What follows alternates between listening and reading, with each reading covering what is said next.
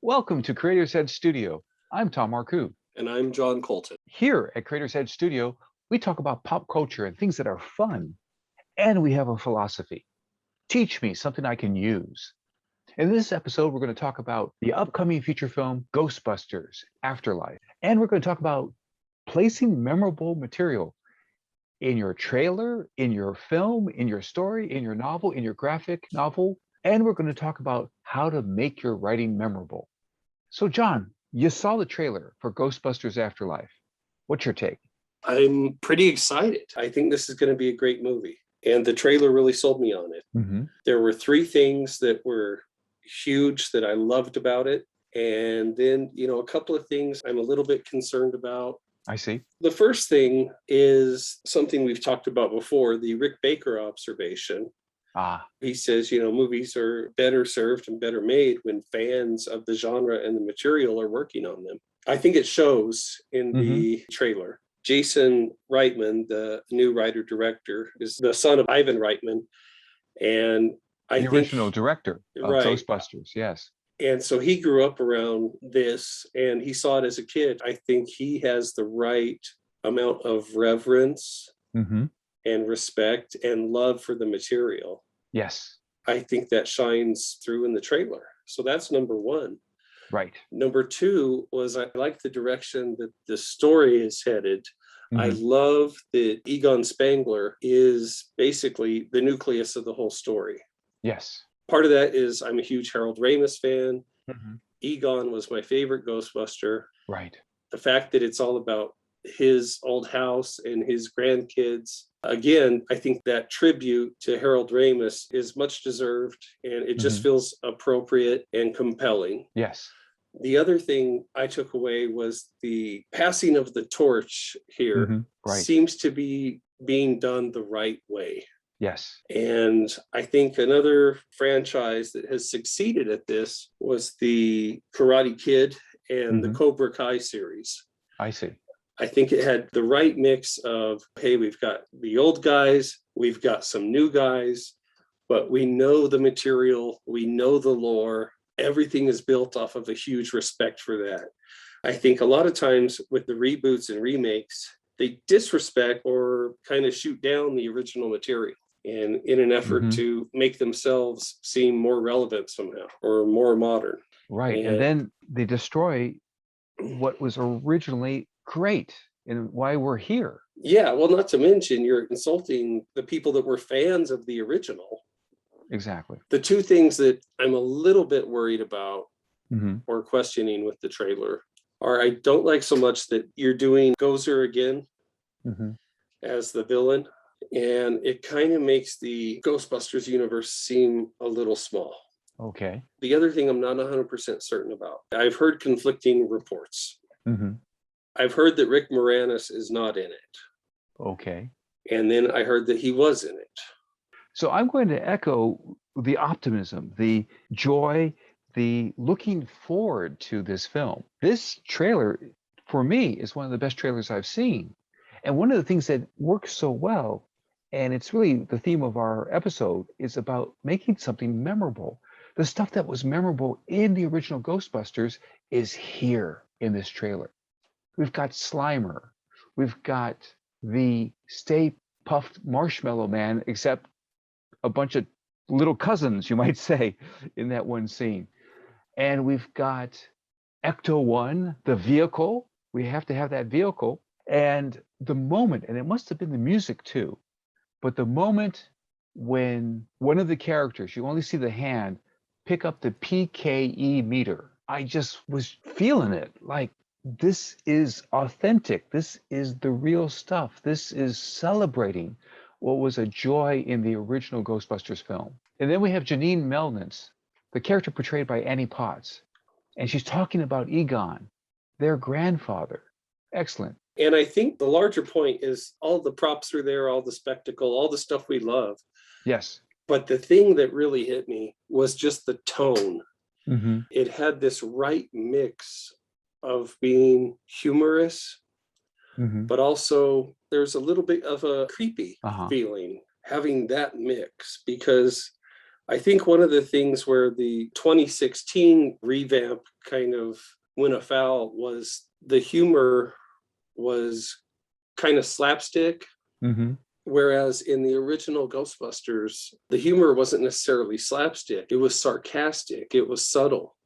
Right. And I felt like the 2016 went so far with spectacle and CGI rainbow puke that Which is the term that one of your daughters has created. right. That's CGI rainbow puke. This is the first time on our show that we've shared that term.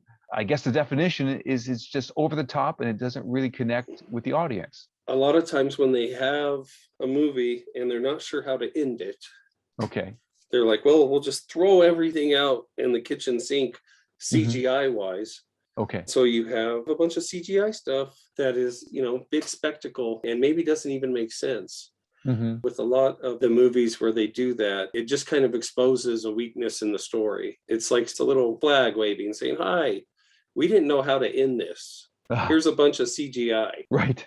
So you're here for the spectacle, right? It's a movie theater. You're here for the big images. Okay, we're covered. We delivered. It's a big reason why I found a lot of the DC comics, Mm-hmm. why the 2D animated films have been so much more satisfying than the live action. Because when you have a 2D cartoon, you have to write a solid ending. Yes. You're not going to say, well, let's just CGI the ending and have a bunch of explosions and magic and stuff happening. So now we're going to make a shift into the material that we call Teach Me Something I Can Use. And we're going to talk about memorable, because to me, this trailer for Ghostbusters Afterlife is memorable. The original Ghostbusters feature film is memorable. And what does it take in our own writing to make things that are memorable? Now we're primarily going to talk about storytelling, but I would say that this kind of material about how to make your writing memorable applies to storytelling and branding. It applies to storytelling and advertising, because this is how we capture attention. This is how we move people either to new action or to having a great time with our story. So to make your writing memorable, I focus on the word POP, P-O-P, and each letter stands for a method. So the first method is push past the first cliche. And this is crucial because when we're writing, the first thing we write is probably going to be some type of cliche, because we're probably going to write what we've seen and what we've heard before. So instead, what we need to do is just get that down on the paper. What I do is I put the word revise and I put brackets around that word. And so I know that I have to push myself to get past the first cliche. One of the most vivid examples of pushing past the first cliche, and John, you brought this up recently, and I'll always remember it, is in Star Wars, Empire Strikes Back. The cliche was Leia feels that she might actually lose Han, he might die, and she says, Han, I love you. And the cliche first draft was, I love you too, says Han Solo. But Harrison Ford stopped that in its tracks. Instead, in the film, it goes, Han, I love you. I know. Totally in character for Han Solo, and also totally not the right thing to do in real life. In real life, you better say, I love you too, and say it fast if you want to keep your relationship. But totally in character and breaking the cliche.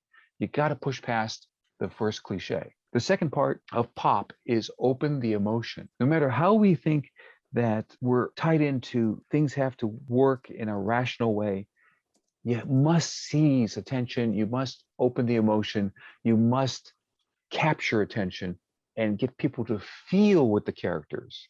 We'll endure a couple of things. In fact, it's said that just about every film has one major coincidence. We'll endure that if we feel with the characters, if we care. So we must do what's necessary to connect with emotion. And that's the second part of making your writing memorable. The third part is power up the poetry. And even with that phrase, I'm using alliteration. I'm using P of power and P of poetry. So that's alliteration. But I also like to focus on rhythm and the effective use of syllables. How many syllables? If I had a gruff mentor character, I could have that character say, you listen or you die, in very few syllables. And we even have a repetition of the word you. You listen or you die. And then the poetry is also in the opposites. You listen, positive, or you die, negative. All these elements help us write material that is memorable. John, I'm curious. Is there something you want to add to our conversation here as we come to a close?